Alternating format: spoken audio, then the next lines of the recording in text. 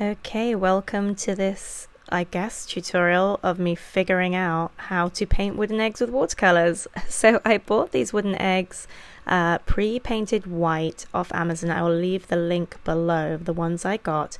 You obviously can get wooden eggs that are like actual egg color. I went with these because they were white. However, looking at them as I open them up, I'm seeing that they're kind of a shiny surface, so I have a feeling I am going to still need to put like a base coat of something on, whether it's an acrylic paint base or like a watercolor ground. But because I like to use watercolors as my main medium, I feel like I'm probably going to need a different surface for these because these are quite shiny. So I do own some acrylic paints, not a lot to be honest. I usually mix them in with my watercolors if I'm going to use them. I have this one by Mondo Llama. I also have this home decor chalk by Folk Art, which actually could be the kind of grainy surface I'm looking for. So I thought it would make sense to show you what didn't work before I show you what did. Now I knew I wanted to use my Viviva color sheets. These are highly pigmented paint sheets. They are dye based, so they come out really vivid. And so my first thought was putting some of the colors I liked on the palette and then adding in acrylic paint to it to create like a very vibrant acrylic paint. This was my first thought, honestly, kind of with my mindset of it will take to the shiny surface without me having to put a base on. Plus I thought adding the white will make pastel shades, which is very typical of Easter colors. So I started trying to add it to my egg, and it did go on and totally had like an acrylic paint effect. I'm sure if you would use just straight acrylics it would be even easier. As you can see, the colors go on, they stay solid. I don't know how to explain it. It just didn't feel like I was painting with watercolor, which was my whole goal in this. Now, obviously, I wasn't painting with watercolor. I've added acrylic, so it's basically like painting with acrylic paints, which is, if you're into that, great. I just really had a vision of using watercolors as like a watercolor medium. So these first two didn't really work out. But then I thought, you know what, let's do what I originally thought, which was, let's put a base on. Now, I was thinking watercolor ground, and then I thought more about it, and I thought, you know what, let's try this acrylic chalk paint, which I just happened to have lying around. Honestly, I didn't plan on it. I only had a little bit left, but I thought, what if I cover the whole thing in this, and we start from scratch, and maybe the watercolor will adhere to that. I actually felt so confident about it working that I even painted over the egg that I didn't like. I then decided to mix in some of the paint colors and make pastel shades as the bases. So again, I'm just using that one white chalk acrylic paint and mixing in my Viviva color sheets, little drips at a time to make it less vibrant, and just make some bases. Now, of course, you could do this with straight acrylic paints, or you could buy the whole set of chalk paint colors, I'm sure. I just really wanted to use my Vivivas because the spring set has got some delicious colors in there. Now, just to show you, I did actually attempt to try painting directly with the color sheets onto the eggs pre-putting any kind of base on. And as you can see, it does resist the watercolor aspect because, of course, you're using water in it, and it's obviously got some sort of surface on these wooden eggs. Now, if I could get a matted version of these in advance, then great. I haven't found that yet. This was the first attempt at buying these. But just by adding that chalk paint, it's matted the surface enough that I can now put my watercolor and wet paint directly onto it. Now, it is a messy process. I've scrubbed my hands pre-filming this, but my hands got covered in paint. You could wear gloves. I do recommend it actually with Vivivas sometimes because it is dye-based. The chalk paint as well is acrylic, so it does get stuck to your fingers. But once it's dried, you're going to have a surface that's hopefully more like a canvas base. The next step was finding little holders to put these in because I don't have an egg holder. So I found these tiny little cups at the Dollar Tree, funnily enough, that I'd used years ago for shots. They're like shot glass size, but they fit the little egg in quite nicely. Now, as you can see, there's parts where I missed the acrylic. Now, where I've missed it is still white, obviously, but they also won't take the paint. So I will have to go over some of this. And that's from where I was holding it with my fingers. Now, I could do another layer of paint to make sure the entire surface is covered, but I am impatient and I wanted to get straight into it. So taking my color sheet in the cherry blossom, I wanted to see if this would go on to the new surface I'd created. And this was the first time that I attempted it, and as you can see, it went on beautifully. It was like painting onto a very strange shaped canvas, but it absolutely was taking the pigment, and I was actually very pleasantly surprised. This was the cherry blossom colour, so of course I had to do some cherry blossom shapes. But I honestly wasn't expecting it to adhere so well, so I was actually very pleasantly surprised when this worked. I then basically wanted to try painting as if I was using watercolors and did my, splatter technique and just sort of layering the colors on. I honestly just was experimenting, and I did notice that it was absorbing the color. So I would put on this very vibrant, for example, cherry blossom color, and you'll see as it dried, it was fading quite heavily, which meant that I kind of had to think about how many layers I'm going to do, if it's going to have a very faded effect. But again, this was all like a learning curve of figuring out what I liked, what kind of worked basically, and what colors worked as well.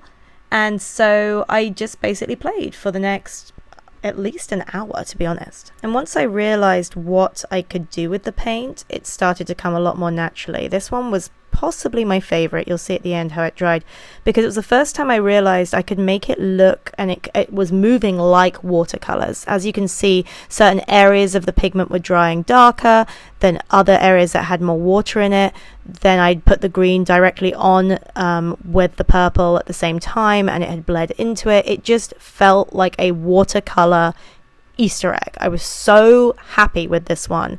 And it was the first time I really understood how I could play and manipulate the watercolor paint to kind of do what it normally does on a piece of paper, but now it was on this 3D surface. So I wanted to create more of things like that. Now, obviously, typically I was doing a lot of florals to begin with, because that is sort of my go-to move, but also they're spring eggs, so, spring flowers. It's florals for spring. How original. I just honestly that was the first thing I thought of. What was interesting was on this one, and if you notice as I've sped it up, the color fades to very different shades, so you really have to see what your colors are going to end up in. And so I did different layers, figured out how many layers make a certain shade, and you could get some kind of interesting differentiation in shadow. I then did a hummingbird because Lisa, my friend, had suggested doing a hummingbird. She didn't know I was doing eggs, but that's why I did that. And this one actually turned out very, very cute. And again, got some florals on there. I was just trying to be, spring, light, fun, florals. So this has inadvertently become like an advert for Viviva Colors. I am an ambassador for them, but I also just love their paints. And so I forgot, or actually I remembered halfway through that I had metallics. So I thought, what would happen if I put some of the metallic shades on the egg? Would it still keep its metallic kind of element? So I started putting the metallic green and the blue on there. And you will see it actually took really well. In fact, I've had a lot of people mention this end result egg, which you'll see all of these at the end. A lot of people really like this one. It has this beautiful shimmer and shine to it that, is actually really pretty. So once I got the florals out my system, I thought I'd love to do like a landscape. And I had this blue egg, and I thought, well, that's like the sky. What if I put some orange and brown and burnt umber kind of colors on there? And the way it would dry just looked very like natural rock formations, kind of like Arizona desert vibes. And so I got my drying tool out and would dry in between, and actually I kind of adored these. Now, I will say this is bittersweet, because this footage of the cacti one is all I have, because moments after filming this little kind of interlude footage of where I was at, I caught my hand on the egg and it dropped into the water that was underneath it. Why it was sitting on water in the first place, don't ask me. I just ran out of pots and I just had him sitting on top of the water, and I just lost his footing and fell in. Now, I could have cried over it. I actually really loved that egg, but instead I was like, I'm going to paint another landscape. It's going to be even better. And actually what I learned from that was that I needed to finish these eggs. And when I say finish, I mean like varnish them. They needed to have something that would mean that that wouldn't happen again. And I honestly wouldn't have probably thought to do that if that incident hadn't occurred. So, you can learn from everything that you do that goes right or wrong. So about this time, I realized that my hands were getting absolutely destroyed, filthy. I was dipping different eggs in paint. There was some that I didn't obviously show on camera here that I attempted that didn't work out, but my hands were completely covered in dye, so I decided to put on some latex gloves because I just had enough, honestly. And I thought this would be a good time to show you what I had created so far. This one had the beautiful metallic watercolor paints and had dried with this gorgeous shimmer and shine to it. This one became a clear favorite of mine. It wasn't as vibrant when it dried, but I just love the bleed lines you could see.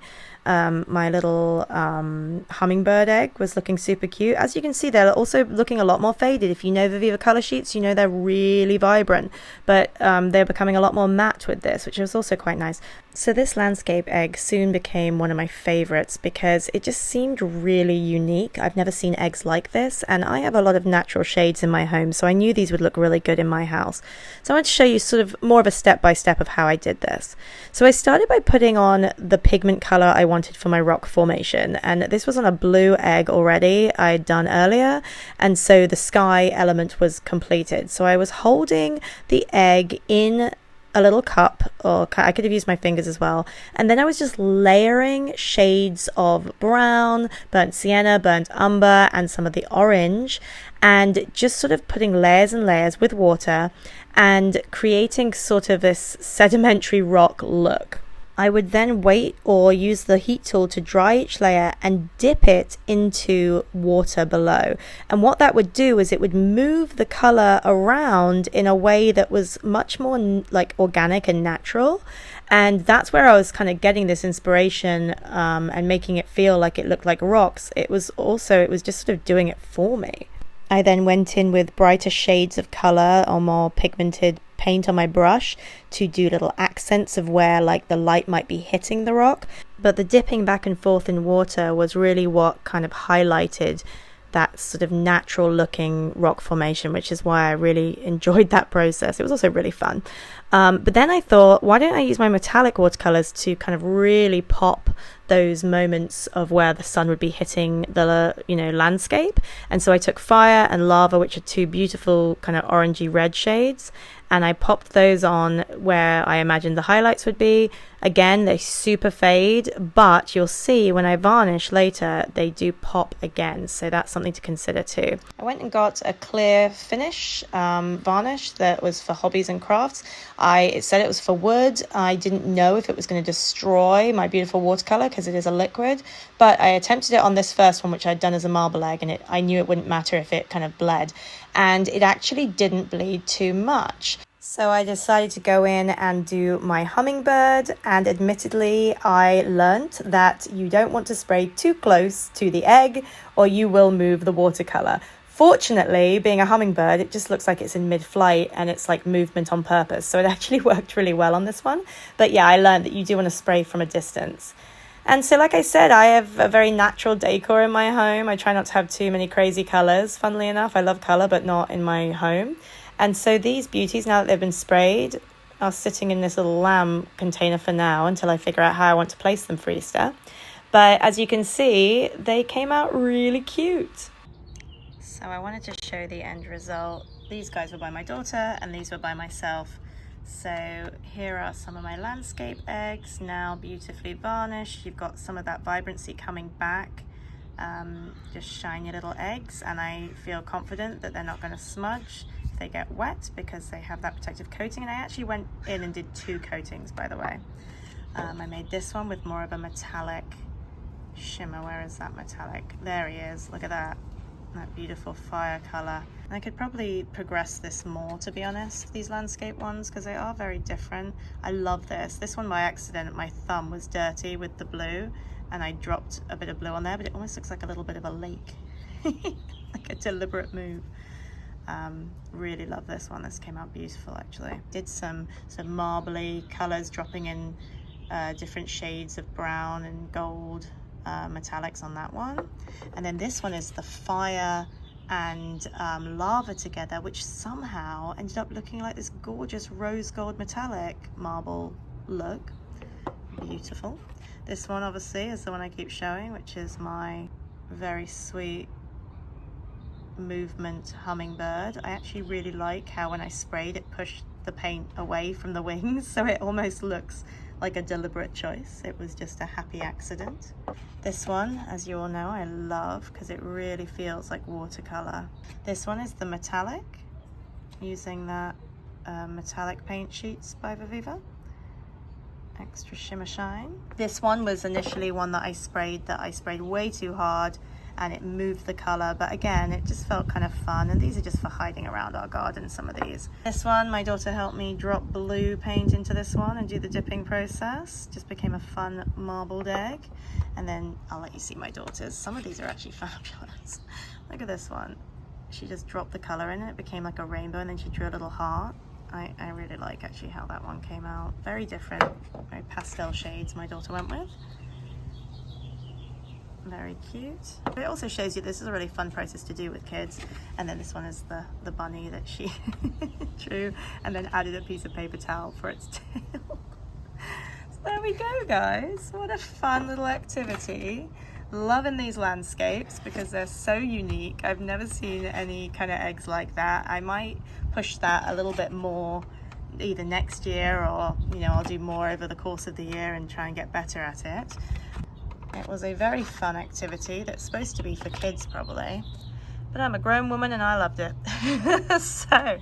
So there we go. If you're watching this around Easter, happy Easter. Go be creative, go find your art o'clock. And yeah, if you have any questions, drop them in the comments, or find me on Instagram at its_art_o'clock. Subscribe, follow, do all that jazz, and hopefully you'll enjoy seeing more little art videos like this in the future. Got my bunny ears on. Time to go hide these around the garden. Yay! Happy Easter!